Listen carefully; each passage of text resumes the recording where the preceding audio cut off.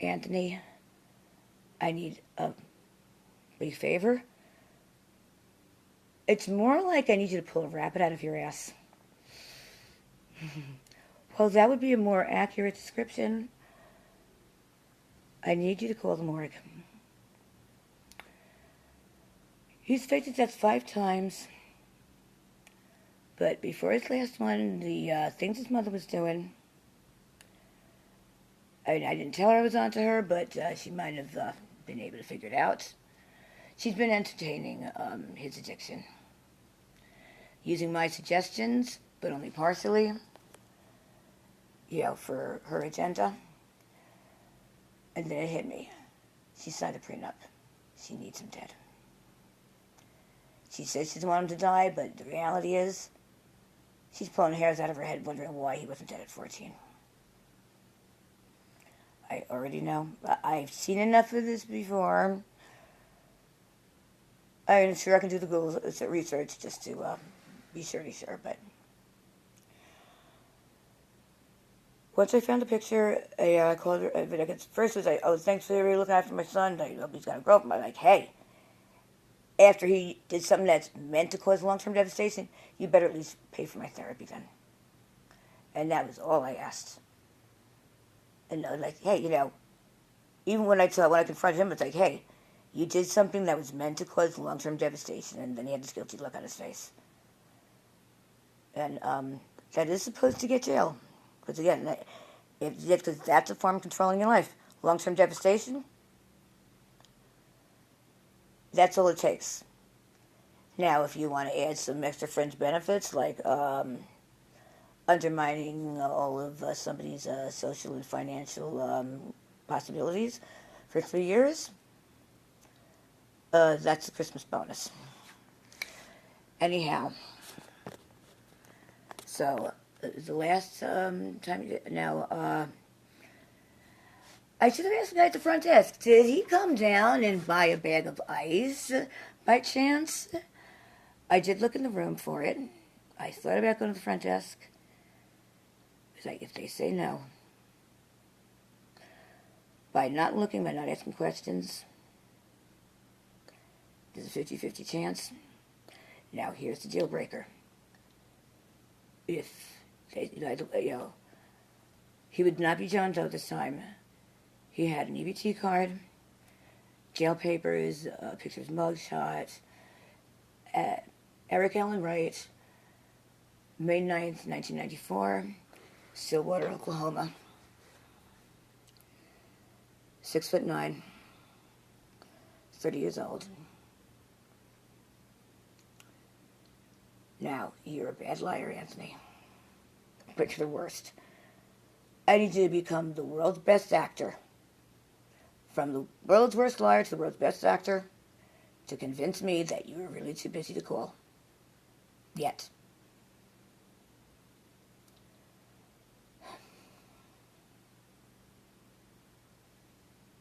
I've been trying to find him to say yes. See, he was doing dirty tricks to try to get clean, and that's all you can do. Because 98% of rehab is where you learn to stop telling lies. Lies is the origin of all addiction. An addiction to lies. What is an addiction to lies? Me, you, Cross, Mother Teresa, Osama bin Laden, Mr. T, in other words, everybody in their teens. Like an old boyfriend said, one of my first boyfriends, when I went to the guidance counselor. I went to her because I was afraid I was going to ODing. And you high? No. You sure you're not high? I'm sure I'm not high. I can't find my class. You sure you're not high? Where's my class? My class left the building.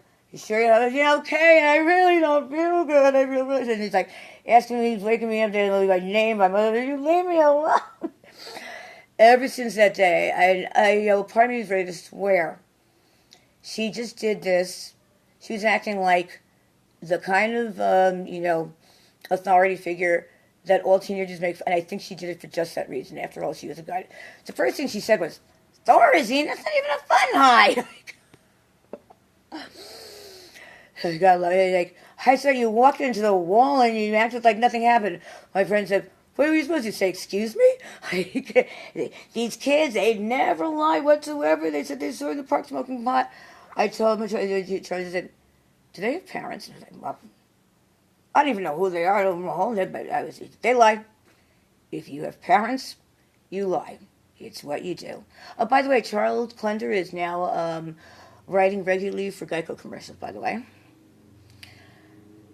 So, anyhow, doing a dirty trick to try and get clean is all. I'm pre-rehab. I prepare you for rehab. That's better than all drug addicts put together ever did. Playing a dirty trick to try and get clean. When I found that out, just the old photograph, seeing him in the picture with her, the short cropped hair, it's like, wait a minute. 5 years growth? Oh. Well, that's understandable. He was kind of trying to tell me, but at the same time, like, if I say you did something wrong, you did something wrong, and that's that, now you owe me, you gotta give me free massages? I said what any good woman would say at that point. Fuck you, Eric. I've been trying to find him to say yes ever since. When he arrived that night, I did start to tell him the same thing that always happens. We have a heart-to-heart talk, and we find like, oh, well, people are telling lies about each other, and the whole neighborhood's been trying to scare us away from each other, because the whole neighborhood is the, how dare they not suck our dicks, army of vengeance. We're good-looking, they're ugly. Survival of the fittest has officially given way to survival of the envious. They try to kill the alpha male and alpha female. And at one point he's like, wait, if you can do that, I'll marry you. And you don't know how bad I was like, no, you don't have to do that. Like, I should have just grabbed him and, at that, obviously he didn't remember, I gave him a certificate. He didn't know he was already married to me. He's still technically married to me. Yes, I can get into a lot of fucking trouble. I know that. Somebody was saying that, oh, yeah, but like, so, that's up to Eric. But these are people with a hidden agenda.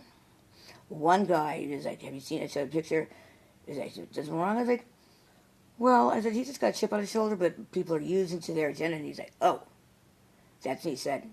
He's in that tent right over there. So, these were the days of when he was not faking his death. There's a good sporting chance that he got his mother to give him, some of, or his father to give him some of his money. He's the only heir. He has to be sober for a year and a half to access it. And since he's trying to kill him, I figured that out when I called. I was like, okay, now I know the truth. I'm okay with it. And, like, the reason I'm offering the free massage therapy that he desperately needs to overcome the withdrawals, to survive the withdrawals, is because you learn a lot from teaching. I said, I'm over him, but he's just a symptom. I need to overcome the cause. Before I meet a man by the name of Anthony Tanaka. Think I'm joking? I wish. But anyhow, on to good things. I wrote an anti-drug commercial. It's very fun.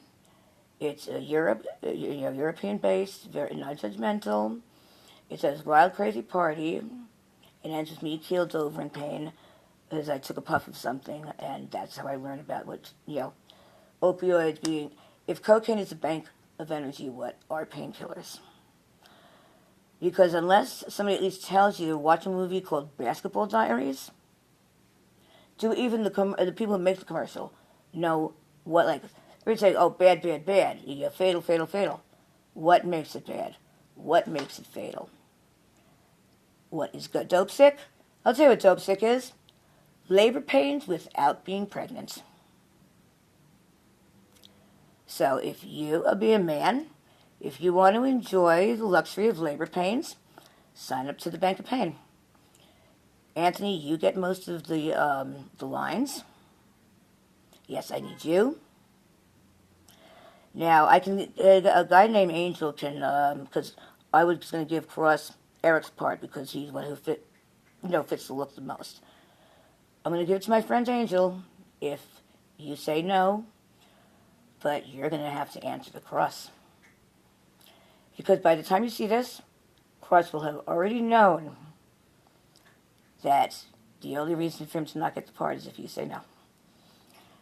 But before we start all that, please call the city morgue. Again, it's Eric Allen Wright, 30 years old, May 9th, 1994, at Stillwater, Oklahoma. And then pull a rabbit out of your ass, and then drop and give me 20.